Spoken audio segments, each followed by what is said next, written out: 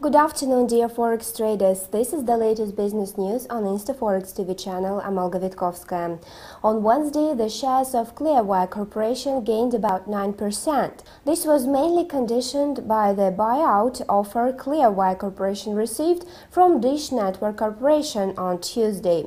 Dish Network would like to acquire the wireless broadband provider for $5.15 billion. Furthermore, the quotes of Alcoa stock rose by nearly 3% after the company reported the profit of 6 cents per share in the fourth quarter 2012, in the line with the forecasts. Speaking about trending down shares, the stock of Apollo Group was down about 4.5%. On Tuesday night, the company released the financial statement for the first quarter. The company's earnings per share constituted $1.18 against $1.14 last year. The revenue of Apollo Group declined from $1.17 to $1.06 billion.